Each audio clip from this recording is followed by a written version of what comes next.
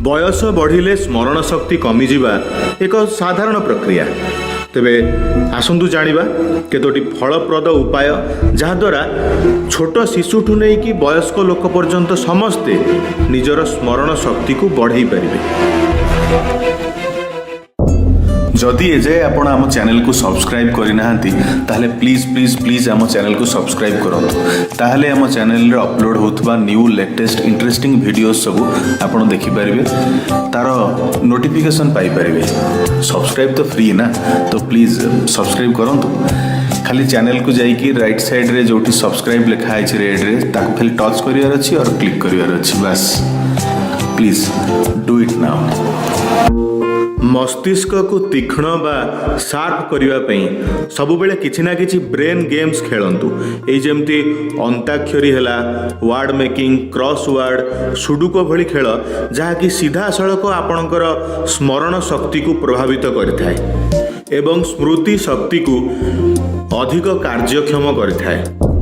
एथि सहित सबुबले किछि ना किछि नुआ शिखिबा को चेष्टा करबा उचित। एई जेमती कोनोसी म्यूजिकल इंस्ट्रूमेंट हैला, पेंटिंग्स हो बा कौन नुआ भाषा हो, एमती कि कुकिंग हो मध्य किछि ना किछि नुआ शिखिबा को चेष्टा कले ताहा मध्य स्मृति शक्ति को प्रभावित करे एवं अधिकरु अधिक कार्यक्षम करिथाए।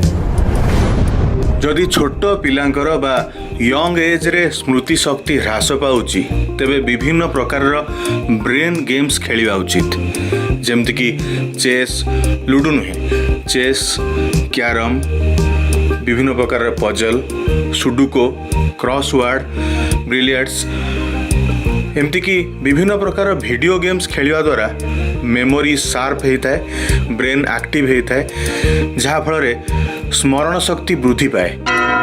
अतीत ब्रेन को एक्टिव करने एकाग्रतार वृद्धि विभिन्न प्रकार खेल खेला होता। ये जेमती कि बाघ मंदारी, आलू चामच भली अति साधारण खेल जहाँकि मस्तिष्क को सुस्थ रखिबा सहित एक्टिव रखे एवं स्मरण शक्तिर उन्नति रे यथेष्ट लाभदायक होता है। यंग एज रे बा युवावस्थारू विभिन्न प्रकार क्विज कंपटीशन और डिबेट कंपटीशन रे भाग नबा द्वारा मस्तिष्कर कार्य दक्षता बढ़ी थाए, जहा द्वारा स्मृति शक्तिर उन्नति घटी थाए। पारिवारिक और सामाजिक जीवन में सक्रिय रुहंतु, लोक संपर्क बढ़ातु। यह द्वारा मस्तिष्कर कोष संतुलित रहे एवं स्मरण शक्ति कमे नहीं। सबुबले नुआ नुआ लोकों सहित मिसिबा, नुआ नुआ जगह बुलिबा, नुआ नुआ कथा जानिबा, एइभଳି अभ्यास करिबा द्वारा मस्तिष्कर स्मरण शक्ति सबुबले प्रभावित हुए एवं तार कार्य दक्षता मध्य बढ़ी थाए। मन खोला हसिबा द्वारा सृजनशीलता और शिक्षण शक्ति बढ़े। शिखिथिबा कथा अधिक दिन पर्यंत अभुला रुहे। सेथिपाई प्रत्येक दिन जोरे जोरे मन खोली हसिबा उचित। सेमिति करिबा द्वारा शरीर में नूतन ऊर्जा सृष्टि हुए एवं ताहा सीधा सड़क मस्तिष्क को सुस्थ रखिबा सहित स्मृति शक्ति को मध्य बढ़ाई थाए। लंबा लेखा को सहजरे पढ़ी हब, लिखी हब, मन रखी हब बोली शॉर्ट हैंड रा आविष्कार कराइथिला। ठीक सेमती लंबा ना को सहजरे मन रखी हब बोली समस्तंकर प्राय गोटे छोट निक नेम थाए। ठीक सेही भली सहजरे मन रखिया पई कि 10 डिजिट रो फोन नंबर को जदि भाग भाग करी 1 2 3 4 5 6 एवं 7 8 9 0 भाव में मन रखा जाए ताहले अति सहजरे मन रुहे। सेथिपई आपन को मन रखिया पई कष्ट होतुवा जिनसर गोटे शॉर्ट टर्म बा छोटो ना रे ताको मन रखंतु एवं पाखरे गोटे नोटबुक रखंतु। जो जिनस आपन बारंबार भूली जाउचंती सेटा को से नोटबुक रे लेखि रखंतु। ता द्वारा जेतेबेले भी आपन को मन पड़िबोनी आपन से नोटबुक चेक करि परिबे। दैनंदिन जीवन में दरकार आसुथिबा जिनस जेमती कि चाबिकाठी, मोबाइल फोन, चश्मा इत्यादि बा हठात इमरजेंसी रे दरकार पड़ुथिबा जिनस जेमती कि मेडिसिन्स बा टॉर्च लाइट इत्यादि, गुरुत्वपूर्ण कागजपत्र हो बा बैंक स्टेटमेंट जो स्थान रे आपण रखुचंती सबुबेले निर्दिष्ट भाव में सही स्थान रे ही रखंतु। ता द्वारा भूली जिबा भली समस्या रे पड़िबे नाही। हठात मने पकाइले आपणकर सहजरे मने पड़िजिबो जे मु से जिनसटी को कोठी रखिछि। जदि आपणकर कौन लोकर ना मन रहुनी बा कौन वस्तुर ना मन रहुनी ताहले गोटे उपाय अच्छी। अवश्य शुणा को अजब लगिपे किंतु अभ्यास द्वारा यह फलप्रद होता है। जितेबले भी आपण कौन लोक को भेटुंट से लोकटी जितेबाला निजर ना कहूँ से आपण कल्पना करतु जमती से लोकर नाटी ता मथारे प्रिंट होगी लिखा अच्छी। जमती कौन बिस्कुट पैकेट रे बिस्कुट ना लिखा थाए, जमती साबुन पैकेट रे साबुन ना लिखा थाए, जमती कौन तेल पैकेट रे तेल कंपानी ना लिखा थाए, ठीक सेमती से लोकर ना ता मथारे प्रिंट ही लिखा अच्छी। से भली गोटे छवि निज मनरे आंकतु, से भली कल्पना करंतु जहाँ केवल आपन को देखा जाउची आउ काहा को देखा जाउनी। ता द्वारा जेतेबेले आपण से लोक को भूली जिवे बा ता ना मने पड़िबनी, आपण से छविटी मन पकेले से छवि रे से ना लेखा थिबो आपण मन पकई पारिबे। केवल से लोक नुहे सेमती जेकोसी जिनस को आपण भूली जाउचंती सेथिरे टैग लाइन भाव से जिनसर ना लेखा अच्छी बोली निज मन भितर गोटे कल्पना रे छविटे आंकतु। शुणा को अजब लगिले भी डाक्तर मान कहवा अनुजाई अभ्यास द्वारा यही उपायटी फलप्रद होता है। जो वयस्क व्यक्ति मानकर स्मरण शक्ति ह्रास पाउची सेमान को मल्टीटास्किंग बा एका संगरे एकाधिक काम करने बारण करा जायछि। एका संगरे एकाधिक काम करने द्वारा कौनसी निर्दिष्ट काम रे फोकस बा कॉन्सेंट्रेट करी हुएनी। ता द्वारा मस्तिष्क भाराक्रांत हुए, हालिया हो पड़े एवं तार कुप्रभाव स्मरण शक्ति उपरे मध्य पड़े। सेथिपई वयस्क व्यक्ति माने एका संगरे एकाधिक काम बा मल्टीटास्किंग रु निजकु निवृत्त रखंतु। मॉर्निंग वॉक, इवनिंग वॉक हो बा अन्य किछि भी एक्सरसाइज जहाँ द्वारा मस्तिष्क को यथेष्ट परिमाण रे ऑक्सीजन पहुँची पारिबो सेही भली एक्सरसाइज प्रत्येक दिन करबा उचित। मस्तिष्क रे जिते अधिक मात्रा रे ऑक्सीजन पहुँचब मस्तिष्क मध्य सेतिकी सुस्थ रहिबो एवं स्मरण शक्ति मध्य बढ़िबो। सेथिपई कि नियमित व्यायाम, योग, प्राणायाम एवं ध्यान करंतु। यह द्वारा एकाग्रता, सृजन और तर्क शक्ति बढ़े। मस्तिष्क सुस्थ रहिबा जोगु स्मरण शक्ति मध्य भल रही थाए।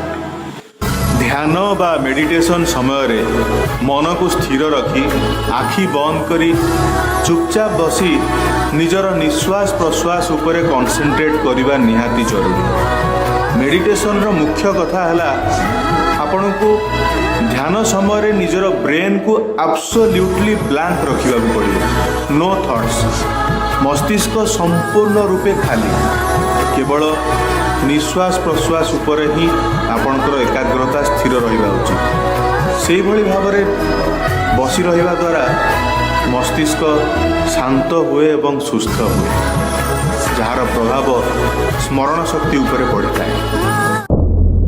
सुनिद्रा स्मरण शक्तिर एक मुख्य उत्स।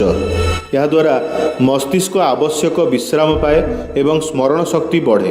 कम शोइले स्मरण शक्ति कमे। तेणु प्रत्येक दिन जड़े मनीष 8 घंटा शोइबा उचित। जदि आपण ताठू कम शोउचंती ताहले आपणक स्मरण शक्ति ह्रास हब ही हब। निजर खाद्य पेय प्रति टिके जत्नवान हेले स्मृति शक्ति निश्चय बढ़िबो।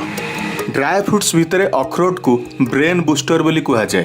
अखरोटर आकार ब्रेन भली एइथिपई हेइची कारण प्रकृति ताको स्मरण शक्तिर उन्नति पई ही तैयारी करची।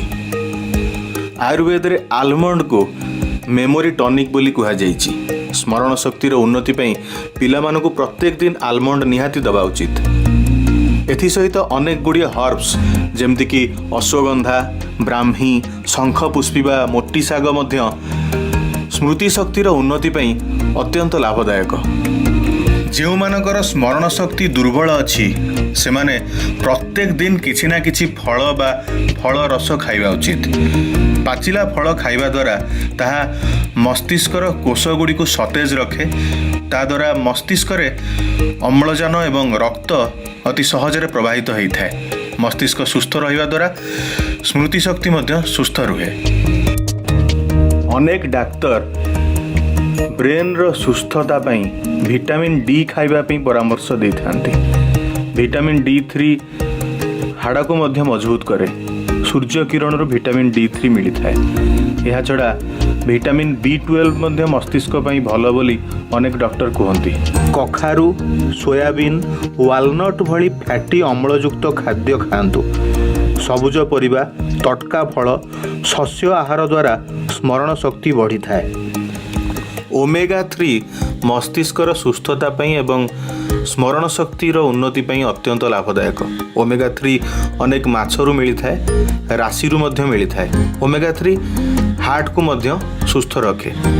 ଏଥିସହିତ ଟମାଟୋ, ଫୁଲକୋବି, କଖାରୁ ମଞ୍ଜି, ସବୁ ପ୍ରକାରର ବାଦାମ, ପାଳଙ୍ଗ ଶାଗ ଏବଂ ତା ସହିତ ସମସ୍ତ ପ୍ରକାରର କୋଳିରେ ସ୍ମୃତି ଶକ୍ତି ବଢ଼ାଇବାର ଉପାଦାନ ଯଥେଷ୍ଟ ମାତ୍ରାରେ ଅଛି। ଏସବୁ ସହିତ ଆଉ ମଧ୍ୟ ଅନେକ ପ୍ରକାର ଖାଦ୍ୟ ଖାଇଲେ ସ୍ମୃତି ଶକ୍ତି ବଢ଼ିଥାଏ, ଯାହାର ଲିଷ୍ଟ ଏହି ଭିଜୁଆଲ୍ସରେ ଦିଆଯାଇଛି। ମନସ୍ତତ୍ତ୍ୱବିତ୍ଙ୍କ କହିବା ଅନୁଯାୟୀ ଯେଉଁମାନଙ୍କ ମସ୍ତିଷ୍କ ସବୁବେଳେ ଅଯଥା ଚିନ୍ତାରେ ଭରି ରହିଥାଏ, ଯେଉଁମାନଙ୍କ ମସ୍ତିଷ୍କରେ ମୂଲ୍ୟହୀନ କଥା ସବୁ ସ୍ଥାନ ପାଇଥାଏ, ଯେଉଁମାନଙ୍କ ମସ୍ତିଷ୍କ ସବୁବେଳେ ନକାରାତ୍ମକ ଚିନ୍ତାଧାରାରେ ପ୍ରଭାବିତ ହେଉଥାଏ, ସେଭଳି ବ୍ରେନ୍ ନେଗେଟିଭ୍ ଥଟ୍ସର ପ୍ରଭାବରେ ଶୀଘ୍ର ଦୁର୍ବଳ ହୋଇପଡ଼େ ଏବଂ ସେଭଳି ଅସୁସ୍ଥ ମସ୍ତିଷ୍କରେ ସ୍ମୃତି ଶକ୍ତି ମଧ୍ୟ ଲୋପ ପାଇଥାଏ। ସେଥିପାଇଁ ଯଥାସମ୍ଭବ ନିଜକୁ ଚିନ୍ତାମୁକ୍ତ ରଖନ୍ତୁ, ଷ୍ଟ୍ରେସ୍ ଫ୍ରି ରଖନ୍ତୁ। ହଁ, କହିବା ସହଜ, କରିବା କଷ୍ଟ ନିଶ୍ଚୟ, କିନ୍ତୁ ଅସମ୍ଭବ ନୁହେଁ। କୌଣସି ବ୍ୟକ୍ତି ବିଶେଷର ସମସ୍ୟା ବା ସମାଜର କୌଣସି ସମସ୍ୟାକୁ ଯଦି ଆପଣ ସମାଧାନ କରିପାରିବେନି, ତାହେଲେ ସେ ବିଷୟରେ ଭାବି ନିଜ ମସ୍ତିଷ୍କକୁ ଅସୁସ୍ଥ କରନ୍ତୁ ନାହିଁ। ଯାହାର ସମାଧାନ ଆପଣଙ୍କ ହାତରେ ନାହିଁ, ତାକୁ ଈଶ୍ୱରଙ୍କ ହାତରେ ଛାଡ଼ି ଦିଅନ୍ତୁ। ସମସ୍ତ ପ୍ରକାରର ଅଯଥା ଚିନ୍ତାରୁ ନିଜକୁ ଦୂରେଇ ରଖନ୍ତୁ। ତାଦ୍ୱାରା ଆପଣଙ୍କ ମସ୍ତିଷ୍କ ସୁସ୍ଥ ରହିବ ଏବଂ ସ୍ମୃତି ଶକ୍ତି ବଢ଼ିବ। ବି ୟୋର୍ ସେଲ୍ଫ, ବି ପଜିଟିଭ୍। ପରିଣତ ବୟସରେ ସବୁଠୁ ଅଧିକ ଫୋକସ୍ ବା ଧ୍ୟାନ ସବୁବେଳେ ନିଜ ଶରୀର ପ୍ରତି ଦେବା ଉଚିତ।